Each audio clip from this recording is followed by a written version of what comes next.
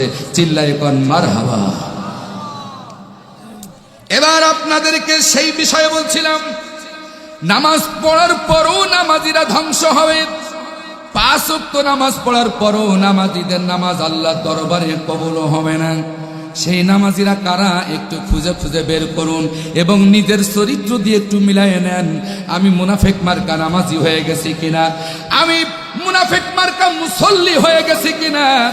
ও আমার পিতাম্বপুর যুবকেরা, আমার মায়েরা বোনেরা, কান লাগাও। তোমার নামাজ যেন মুনাফিক মার্কা নামাজ না হয়, তোমার সালাত যেন মুনাফিকি সালাত না হয়, তোমার আমল যেন মুনাফিকি আমল না হয়। যদি বাঁচতে চাও, সফলতা পেতে চাও, জান্নাতের ওয়ারিস যদি হতে চাও, জান্নাতের উত্তরাধিকারী যদি হতে চাও, তোমার 1 নম্বর গুণ হবে নামাজে বিনয়ী হতে হবে, ভীত হতে হবে, খুশি হতে হবে, রুজু হতে হবে। কিন্তু নামাজ যদি লোক দেখানোর জন্য পড়ো, নামাজ পড়তেছো আল্লাহর, মসজিদের ভিতরে গোলামি করতেছো আল্লাহর, কিন্তু মসজিদ থেকে বেরিয়ে যে আল্লাহ বলেছে এই জমিন আল্লাহর, আইন চলবে আল্লাহর, এই আইনের পক্ষে স্লোগান দিতে পারলে না, এই আইনের পক্ষে তুমি কথা বলতে পারলে না। ও নামাজি শোনো, নামাজ পড়েছো, আইয়াকা না'বুদু ওয়া ইয়্যাকা নাস্তাঈন, নামাজে বলতেছো আল্লাহ আমরা শুধু তোমার ইবাদত করি এবং তোমারই কাছে সাহায্য চাই। লাস্টে বলতেছো ইহদিনাস সিরাতাল মুস্তাকিম সিরাতাল্লাযীনা আন'আমতা আলাইহিম গায়রিল মাগদুবি আলাইহিম ওয়ালাদ-দাল্লিন।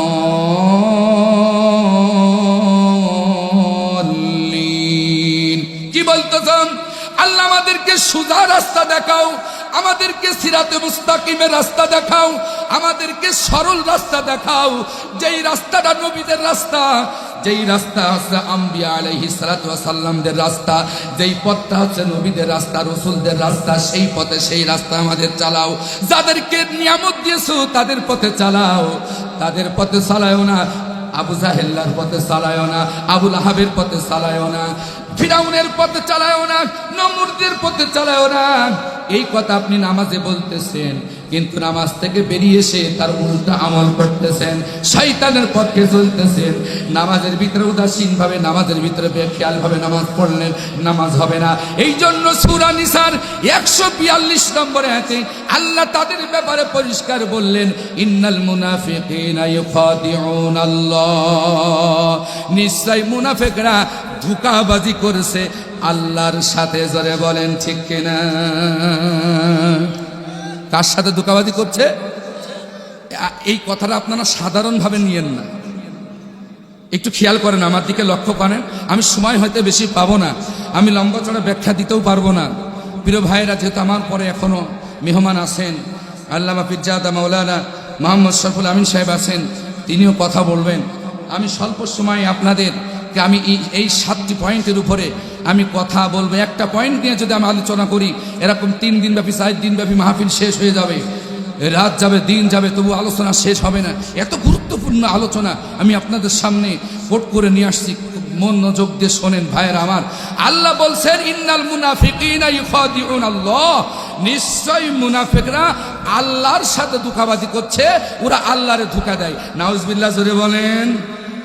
আচ্ছা আপনারা বলেন, আল্লাহরে কি ধোঁকা দেওয়া যায়? কিন্তু আল্লাহ কত বড় কঠিন কথা বললেন যে মুনাফিকরা আল্লাহরে ধোঁকা যায় কিভাবে? ওয়াইদা কামু ইলাস সালাতি কামু কুসালা। আল্লাহ রাব্বুল আলামিন বললেন, মুনাফিকরা যখন সালাতে দাঁড়ায়, ওয়াইদা কামু, আর যখন এরা দাঁড়ায়, কামু ইলাস সালাত, এরা নামাজে যখন দাঁড়ায়, কামু কুসালা, অত্যন্ত শৈথিল্যতার সাথে দাঁড়ায়, অত্যন্ত অমনোযোগের সাথে দাঁড়ায়। নামাজে মুনাফিকদের মন থাকে না, দিল থাকে না। ইমাম সাহেব একটু নামাজের তেলাওয়াত একটু লম্বা করেছে, নামাজ শেষে বলে, কি সেতার ইমাম সাহেব, আপনি একটু তাড়াতাড়ি ছাড়তে পারেন না? তারাবির নামাজ যখন আসে, রোজার মাস যখন আসে, আমাদের দেশের কিছু ইমাম সাহেবদের মাথায় মনে হয় ঠেটা পড়ে, বাস পড়ে, এত দ্রুত সালাত আদায় করে, 20 রাকাত নামাজ 20 মিনিটে শেষ করে।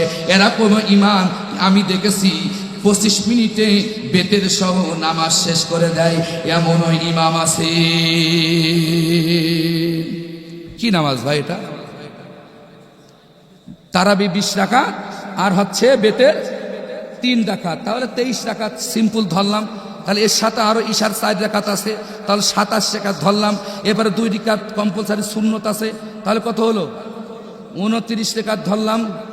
নিম্নে এই 29 রাকাত তো আপনাদের রমজান মাসে ঈশার সময় পড়া লাগে, লাগে কিনা? তাহলে 29 রাকাত নামাজ আপনার আধা ঘন্টায় শেষ। তাহলে নামাজে কি খুশু খুশু হলো? আল্লাযীনা হুম ফি সালাতিহিম খাশিউন, আল্লাহ বলছে অবশ্যই তারা সফলতা পাবে যারা নামাজে বিনয়ী। আর আপনি আল্লাহু আকবার বলেই সুবহানাকাল্লাহুম্মা ওয়া বিহামদিকা ওয়া তাবারাকা ইসমুকা ওয়া তাআলা জাদ্দুকা ওয়া লা ইলাহা, এটা পড়ারও টাইম দেয় না, সূরা শুরু করে দেয়। কিন্তু আপনারা তো কিছু বলেন না। এই ইমাম সাহেব, আপনি এই যে আল্লাহু আকবার বলে আউযুবিল্লাহ বললেন না, বিসমিল্লাহ বললেন না, আপনি যে আলহামদুলিল্লাহ সেটা আপনি সানা পড়লেন কখন? মানে যারা মুসল্লি সেরা ইমাম পচা কাটাল মুছে কথা বলেন, এ নামাজের সফলতা পাওয়া যাবে না। আজকে মহান সিদ্দিকী আমিনিয়া ইসালে সাহেব মাহফিল থেকে আমি সরাসরি কোরআন থেকে লাইভ প্রচার করছি, সরাসরি কোরআন থেকে সম্প্রচার করছি। এই 24তম অধিবেশন আজকে চলতেছে। জানি না এর আগে ওয়াজ কেমন হয়েছে, আমি জানি না। তবে আমাকে যখন দাওয়াত দিয়েছেন আমি কোরআন থেকেই কথা বলবো, এর বাইরে আমি কথা বলবো না। আমি মাহফিলের হক আদায় করব, আমি ইসালে সাহেবের হক আদায় করে আমি কথা বলবো। কিয়ামতের দিন আমি জবাব দিতে পারবো না, আমি আল্লাহর দরবারে ধরা পড়তে পারবো না। হে আমার চৌগাছাবাসী, বেশি টাইলটু ফাইলটু করো না। তোমার 13 সুঙের বুদ্ধি এক সময় 3.5 হাত মাটির নিচেই চলে যাবে।